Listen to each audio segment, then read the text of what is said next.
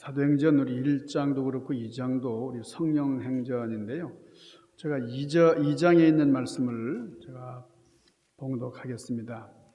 2장 1절부터 봉독하겠습니다. 오순절날이 이미 이름에 그들이 다 같이 한 곳에 모였더니 호련히 하늘로부터 급하고 강한 바람 같은 소리가 있어 그들의 앉은 온 집에 가득하며 마치 불의 혀처럼 갈라지는 것들이 그들에게 보여 각 사람 위에 하나씩 임하여 있더니 그들이 다 성령의 충만함을 받고 성령이 말하게 하심을 따라 다른 언어들로 말하기를 시작하니라. 여기까지 하겠습니다. 사도행전 우리 1장과 2장에 있는 말씀을 중심으로 해서 오늘 설교 말씀을 준비를 했는데요.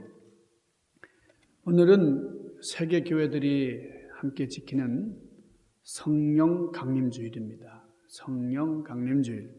성령 강림 사건 이후에 우리 초대교회의 교인들의 삶이 달라졌어요. 성령 받은 이전과 이후에, 성령 받기 이전과 이후의 모습이 그렇게 달라질 수가 없는데, 우리에게 임하신 성령님께서 왜 우리에게 임하십니까?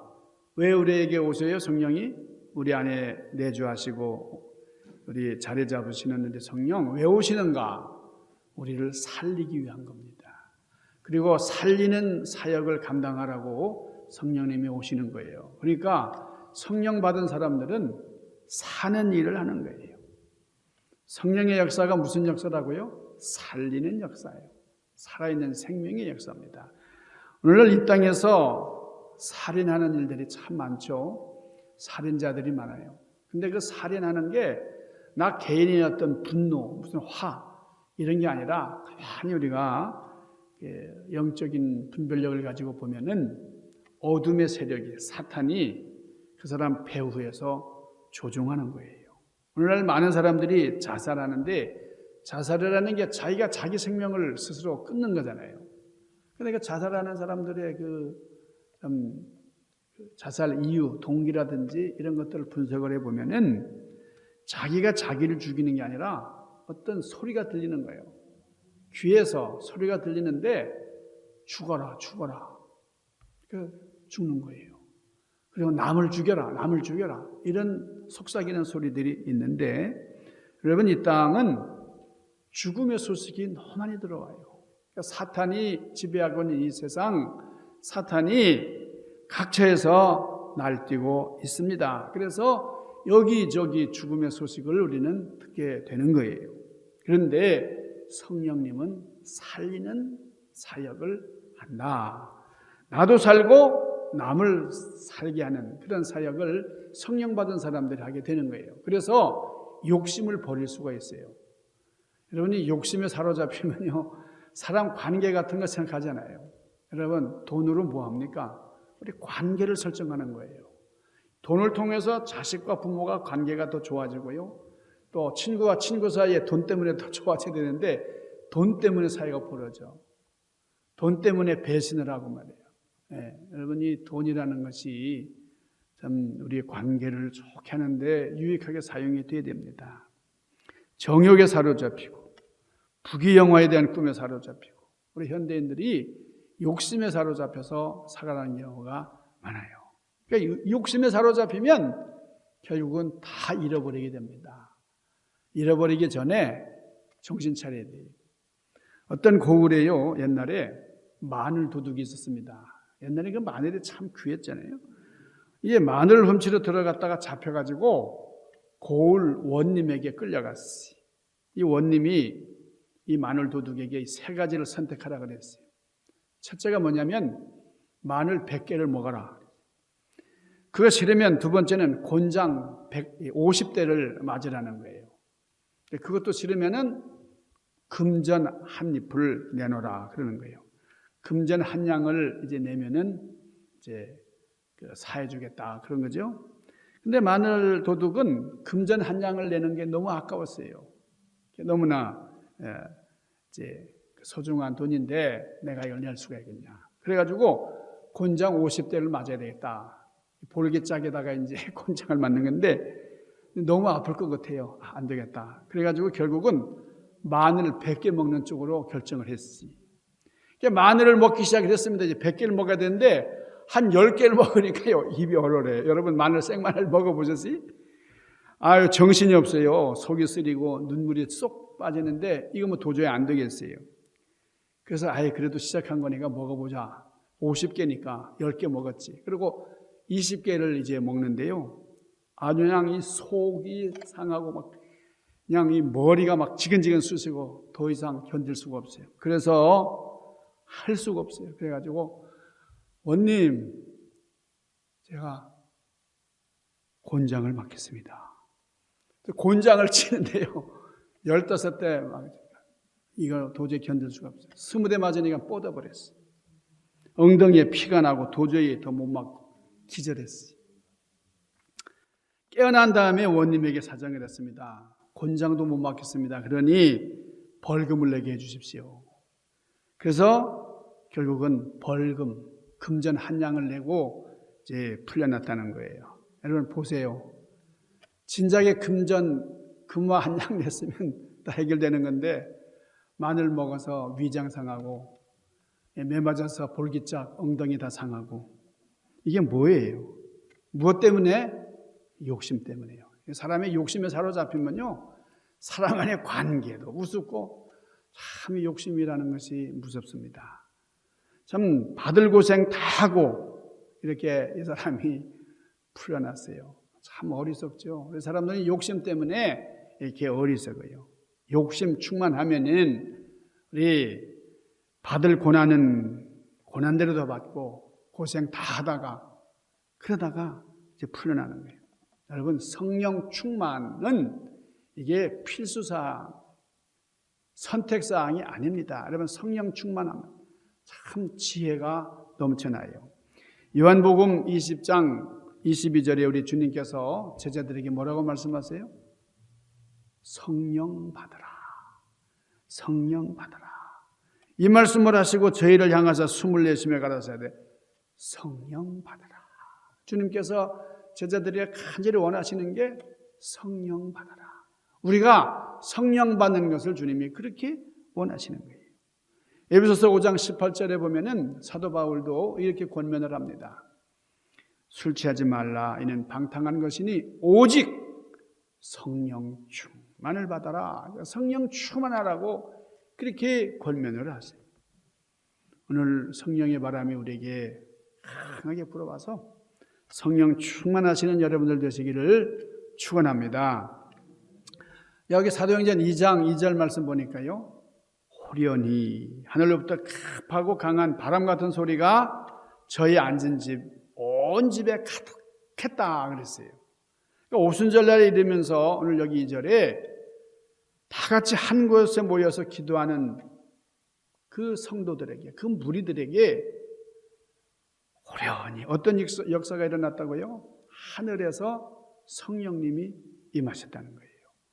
우리가 여기서 주목해야 될 것은 성령님이 어떤 모습으로 오셨냐면 급한 바람같이 오셨다는 거예요. 뭐 바람도 뭐 천천히 부는 바람에 미풍도 있고 막 그런데 이거는 강하게 불어졌겠다 이게요. 얼마나 성령님이 급하게 오셨는지 말이에요. 그러니까 이 성령님의 모습이 이 바람과 같았다는 거죠. 바람.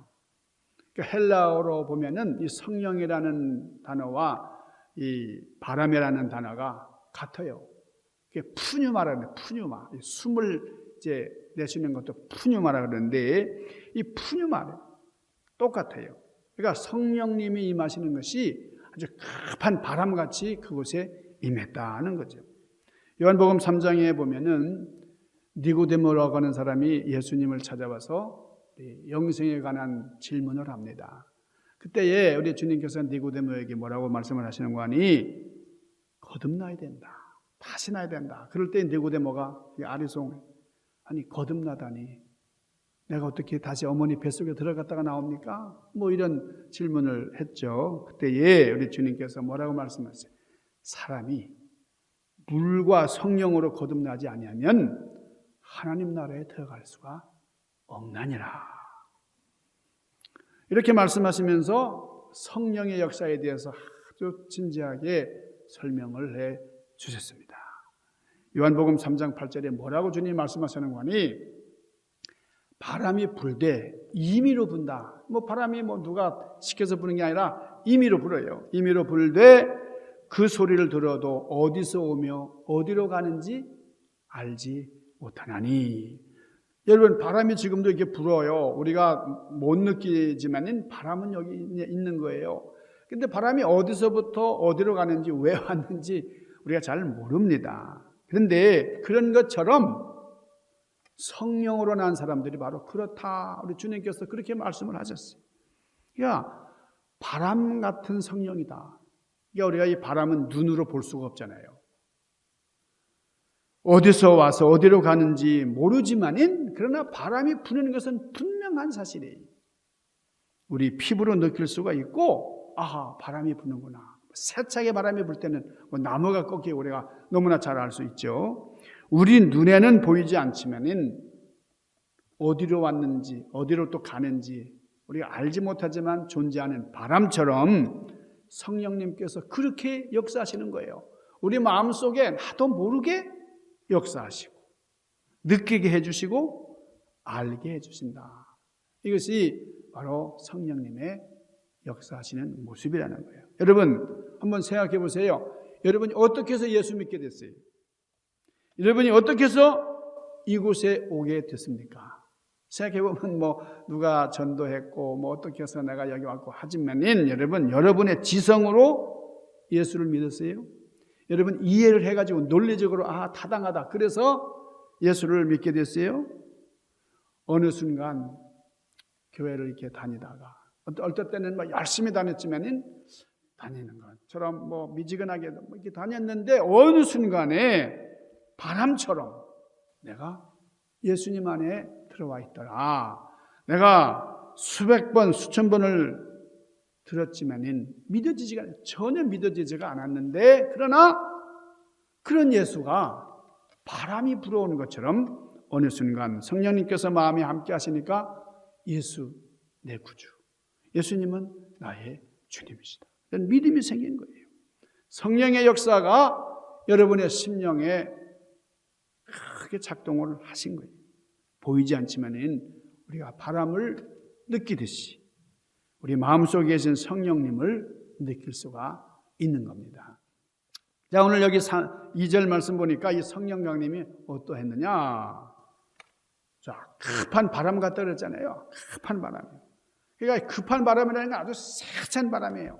폭풍과 같은 그런 위력을 가진 성령님의 역사, 아주 강권적인 성령님의 역사를 말하는 겁니다. 성령님께서 마음속에 자리 잡고 있으면요, 좌정하시면요, 내가 아주 나쁜 깡패라 무슨 불안당 같은 그런 사람이라 할지라도 바뀌어지는 거예요. 성령님이 강권하시니까 성령이 붙잡아서 아주 변화시켜 주신다고 해요.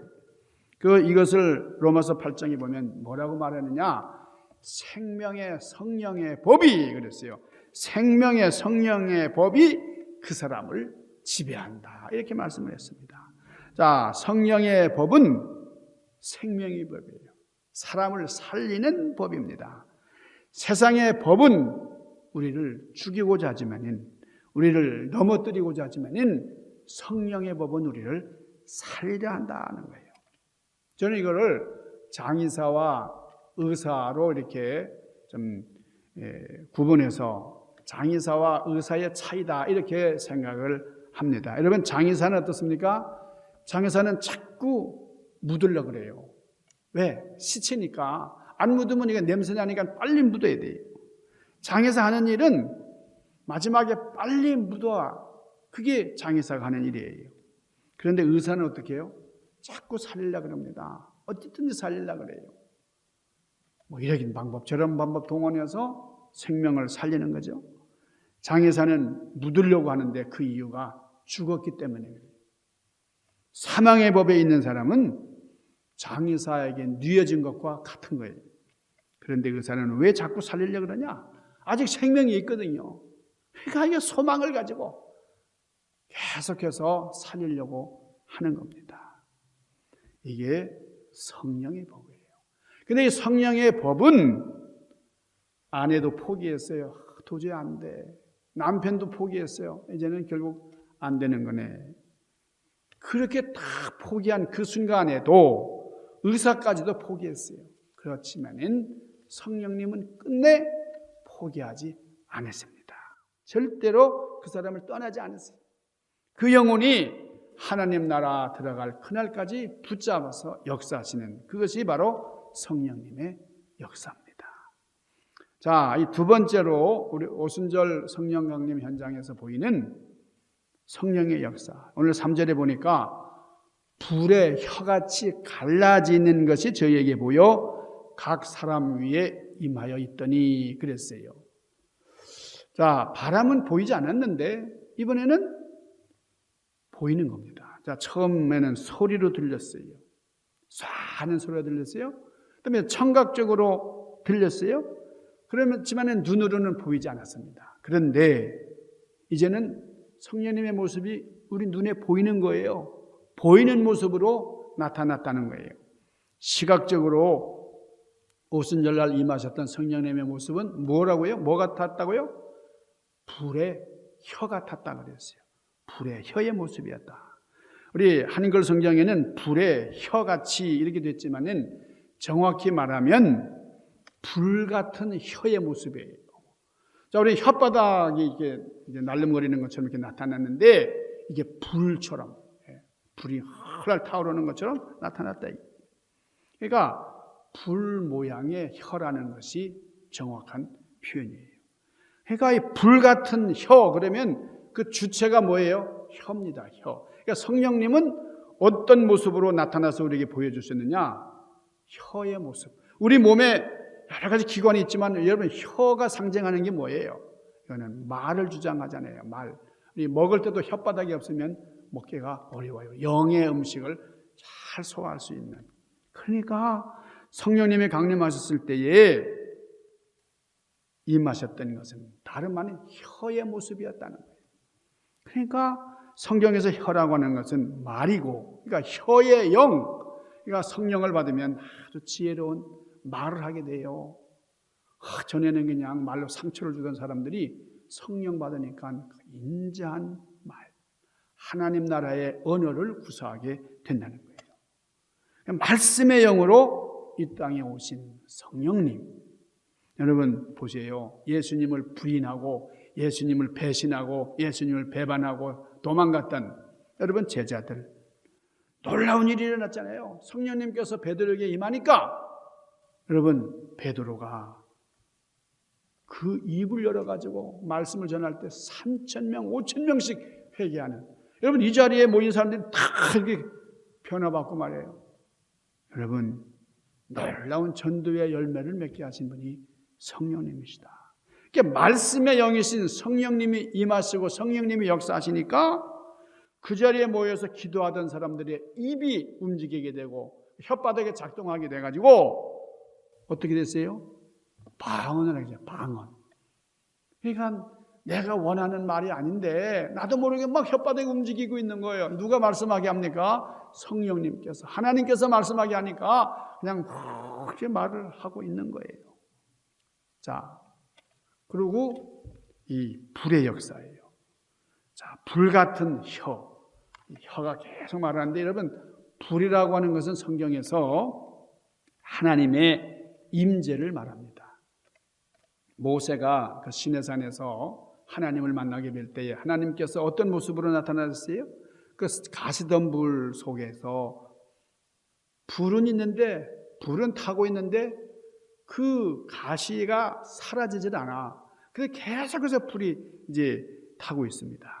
하나님, 그 가시덤불 속에 나타난 하나님, 타진 않았는데 가시덤불 속에 불이 임했다. 성경은 그렇게 말씀을 해요. 이스라엘 민족이 40년 동안 광야를 이제 행진할 때에 하나님이 무엇으로 인도하셨어요? 불기둥. 그러니까 기둥은 기둥인데 불로 이제 역사를 하셨다. 여러분 오순절 성령 강림 현장에 내적인 역사가 임했다는 거예요. 내 속에 불이 크게 타오르는 거예요. 자, 성령님께서 처음에는 바람으로 임하고 그 다음에는 불로 임하셨어요. 그렇게 바람으로 불로 임하니까 그 다음에 이 사람이 내적인 충만함이 있어가지고 믿음이 강하게 생긴 거예요. 성령님이 역사하시니까요. 그러면서 오늘 4절에 뭐라고 기록하냐? 성령 충만함을 받은 그 사람들이 그 후에 방언으로 말하기를 시작했다 그랬어요. 어떤 방언입니까? 각 나라의 방언으로. 이거 놀랍잖아요. 각 나라의 방언으로. 11절 하반절에 이렇게 말했어요. 우리가 각 방언을 우리나라 말로 하나님의 큰 일을 말함을 듣는지라. 자, 이 방언으로 무슨 말을 했냐면 하나님의 큰 일에 대해서 말하는 거예요. 하나님의 큰 일이 뭐죠? 하나님의 큰 일이 뭡니까? 하나님의 큰 일이 우리에게 주어졌다. 하나님께서 우리로 하여금 사명을 감당케 하시는데 그 사명, 그 큰 일, 이게 우리에게 주어진 선교의 사명입니다. 하나님의 큰 일이 나의 사명이 되어야 되고 우리 교회의 사명이 되어야 되고 우리의 큰 일이 되어야 하는 거예요. 여기 사도행전 2장 4절 말씀을 보니까 저희가 다 성령 충만을 받고 성령이 말하게 하심을 따라 그랬어요. 여러분 조건이 뭡니까? 중요한 거는 성령 받는 겁니다. 성령 충만함을 입는 거예요. 성령 충만한 다음에 그들은 서로 다른 방언을 말하기 시작했다는 거예요. 내가 하는데 내가 말하는 것과 옆에 사람이 말하는 게 달라요. 저 사람이 말하는 게 다르고 이쪽에 있는 사람 말하는 게 다 다른 거예요. 성령 충만하지 않은 기도, 성령 충만하지 않은 가운데 하는 봉사, 성령 충만하지 않은 전도가 아니고 성령 충만해서 서로 방언하기를 시작했다. 여러분 이것이 오순절날 임하셨던 성령님의 역사, 성령 강림 현장에서 일어났던 일들입니다. 여기서 우리에게 주시는 말씀이 뭐냐? 여러분 성령 충만해서 성령님께서 때로는 바람처럼 또 어떨 때는 불처럼 그렇게 임하시고 성령 충만한 기도를 하게 되고 성령 충만한 가운데 전도하게 되고 선교하게 되고 그래서 우리 가정과 우리 교회가 충만한 하나님의 영으로 함께하는 약속의 길을 간절히 소원합니다. 요한복음 16장 8절에 보면 이렇게 말씀해요. 성령님이 오시면 어떤 일이 일어나느냐? 죄에 대해서 책망하리라 그랬어요. 성령님이 오셔서 뭘 말씀하는 거니? 주님의 사랑하는 자가 죄를 지을 때 그거에 대해서 책망을 하신다는 거예요. 우리가 지은 죄를 막 책망하시면서 너 회개해라. 회개해야 된다. 회개. 그래서 성령이 우리를 책망하시니까 우리가 회개하게 되는 거예요. 자, 가룟 유다는 예수님을 3년이나 따라다녔지만은 예수님의 말씀을 들었지만은 그러나 그의 마음이 깨어지질 않았어요. 사탄이 가룟 유다의 마음속에 들어와 가지고 역사했습니다. 예수 팔려고 하는 마음을 집어넣었다 그랬죠. 자, 가룟 유다의 마음이 충만하지 않았기 때문에 비어있기 때문에 성령 충만한이라는 말은 성령으로 가득 차 있다는 거예요.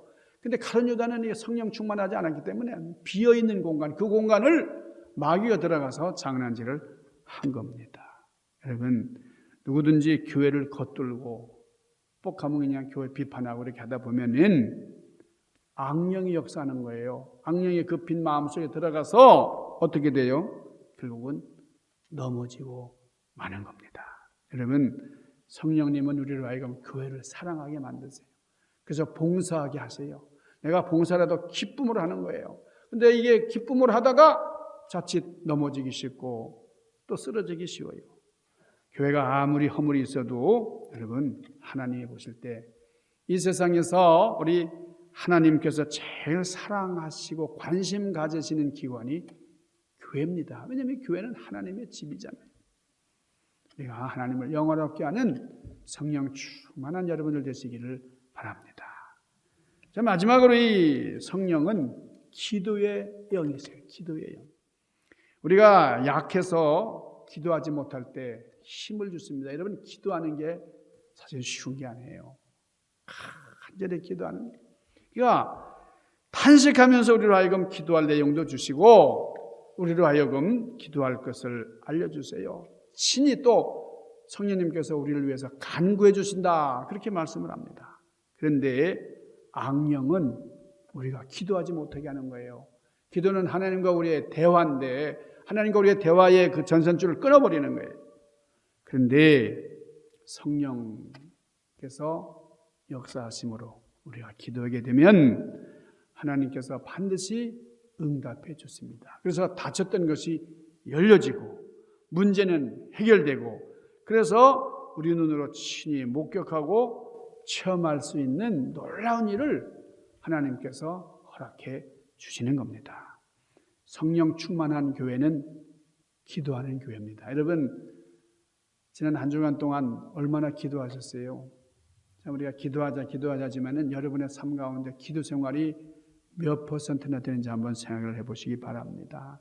기도에 불이 붙지 않고는 성령님의 불이 붙을 수가 없어요. 여러분, 오순절날 이 마가의 다락방에서 베개신 문도들이 성령 충만함을 입었는데 무엇하다가 성령 받았어요? 자다가요? 뭐 책 읽다가요? 여러분, 기도하다가 간절히 기도하는 중에 성령 충만함을 입었다는 거예요. 성령의 불이 붙지 않으면 결단코 부흥의 불길이 찾아오지 않습니다. 누가복음 12장에 보면 예수님이 이렇게 말씀하셨어요. 내가 불을 땅에 던지려고 하니 이 불이 이미 붙었으면 내가 무엇을 원하리요. 그래서 여러분, 이 불이 무슨 불이에요? 성령의 불. 주님께서 이 땅에 오신 것도 성령의 불을 지피기 위해서 오셨는데 이게 우리 가운데 붙어 있다고 하면 주님께서 얼마나 좋은가. 내가 더 뭐 할 게 뭐 있겠느냐 그러면서 말씀을 하시. 초대교회에 임한 이 성령의 불이 바로 이겁니다. 성령의 불이 우리 삶 가운데 오면 우리가 뜨거워지.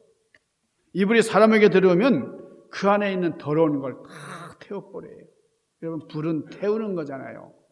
뭐 바이러스, 박테리아, 이 찐득이들 다 그냥 소진시킵니다. 이 불이 여러분의 가정과 환난과 어려움 속에 들어오면 어떻게 됩니까? 그 문제들을 다 태워버리는 거예요. 저도 이 레이저 불로 지난주에 이 쥐젖 같은 걸 좀 이렇게 태웠는데 그 냄새가 지독하더라고요, 옆에. 근데 이 검부소까지 좀 다 해가지고 여러분, 아예 조목사 뭐 이렇게 갑자기 저렇게 늙어버렸냐는데 이게 아마 한 일주일 있으면 좀 괜찮으실 것 같아요. 여러분, 불은 태우는 거예요. 요즘 레이저 불이 막 우리 몸에 있는 염증도 암세포도 막 찢고 막 그러는데 말이에요.